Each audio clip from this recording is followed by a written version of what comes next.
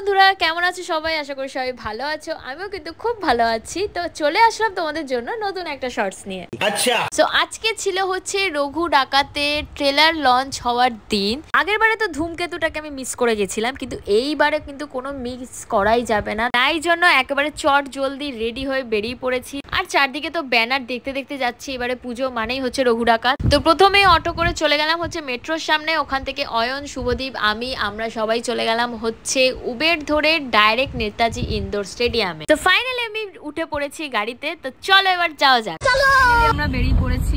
এখন হচ্ছে আমরা উবেরে উঠেছি। অলরেডি আমরা লেট। তা বাজে এখন 4:45 বাজতে যায়। ফোন করিয়ে লেট করে দেবো। আমি একে চিনি, সায়ন্তনটাকে চিনি, চাপ নেই।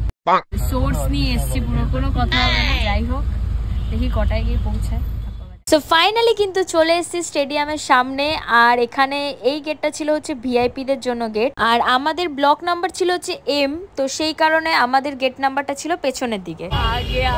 তো পেছনের গেট দিয়ে ঢুকলাম। আর এদিকে জাস্ট ক্রাউডটা দেখো, মারাত্মক ভিড় ছিল। তো লাইনে দাঁড়ালাম, আর এখানে একটা ব্যাচ দিচ্ছিল আর একটা এরকম ফিতের মতন দিচ্ছিল, যেটা সবাই মাথায় পরে ঘুরছিল। তো আমিও এখানে ব্যাচটা পরে নিলাম, মাথায়ও বেঁধে নিলাম। আর এদিকে অয়ন, শুভদীপ ওরাও সবাই একেবারে রেডি।